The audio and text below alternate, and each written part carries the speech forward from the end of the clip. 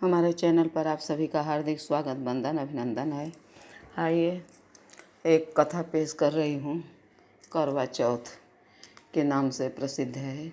सुहागिन का व्रत है। सुहागिन इसे बड़े हर्षोल्लास के साथ करती हैं और करवा माई उनको आशीर्वाद देती हैं। सभी सुहागिनों का ये भावपूर्ण बहुत ही पॉपुलर त्यौहार है।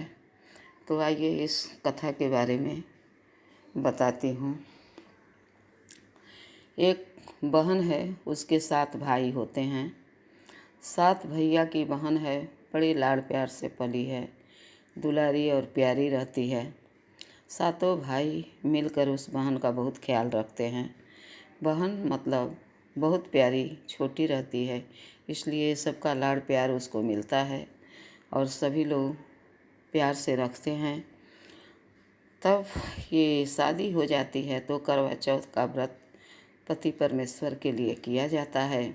लेकिन सारे भाई उसको बहुत दुलार करते थे। तो ये बहन करवा चौथ का व्रत आया। कार्तिक मास में 4 दिन कार्तिक गए व्रत आता है और उसकी भाभियाँ उपवास रखी थी। उसमें ये बहन भी उपवास रखी थी। तो उपवास रखी थी तो भाइयों को शायद नहीं पता रहा होगा, तभी तो बोले, जिद किए कि बहन सबको खाना परोसो थाली में। और तो बहन ने खाना उन लोगों को दे दिया। भाइयों ने कहा बहन अपने लिए भी थाली तैयार करो।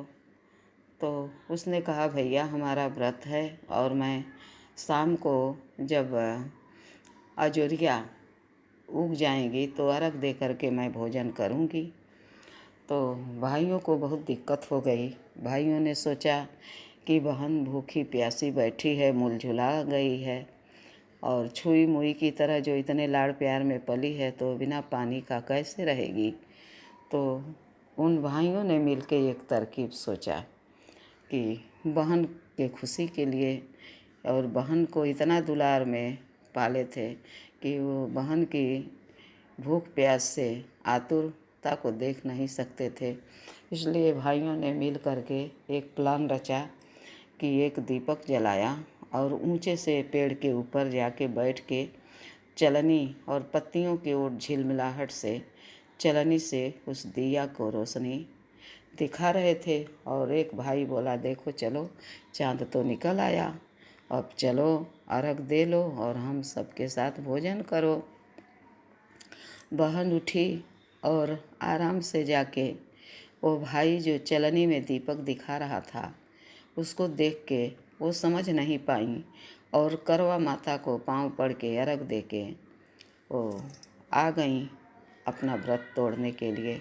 कहा जाता है इस व्रत में चौवा, फारा, पूड़ी, बखीर सब भोजन बनता है और चावल के आटे का और चंद्रमा बनाया जाता है, कसैली रहता है, सेंदूर रहता है और ये सारी सामग्री रख करके करवा माता को करके उनका अर्घ दिया जाता है। उसके बाद पानी पिया जाता है। तो चाँद निकलने का इंतज़ार रहता है। तो बहन वो भाई जब छलनी में दिया दिखा रहा था तो बहन को लगा कि चाँद निकल गया और वो पाँव पड़ के खाना खाने बैठ गई। और जब खाना खाने बैठ गई तो उनके ससुराल से कोई आया संदेश लेकर के कि आपके पति परमेश्वर की हालत ख़राब है, चलिए। तो बहन रोते बिलखते दौड़ते भगी अपने ससुराल को। वहाँ जाके देखी तो पति परमेश्वर खाट के ऊपर असहाय अवस्था में सांस ले रहे थे। तो उसने बहुत मनाया जुनाया करवा चौथ माँ को कि हे माँ क्या गलती हो गई हमसे। फिर उनकी सेवा ससुरका में लग गई। फिर भादों का चौथ आता है, माघ में चौथ आता है। तो पहले भादों का चौथ आया, वो भाई का व्रत है, उसे लोग उपवास रखते हैं भादों के भी महीने में। तो वो भादों में उपवास रखी और उनसे अनुनय विनय की कि हे माँ हमसे क्या गलती हो गई, हमारे पति परमेश्वर खाट के ऊपर पड़े हैं, कुछ बोलते हैं न डोलते हैं, हे माँ, हम कैसे हमारा उद्धार हो। तो भादों के चौथ को बहुरा कहा जाता है। तो वो माँ उनको उत्तर दी, बताई कि हे बेटी, तूने कार्तिक के करवा चौथ को तुम्हारे भाइयों ने दीपक दिखा करके तुम्हारा व्रत तोड़वा दिया, इसलिए करवा चौथ माँ नाराज़ हो गई हैं।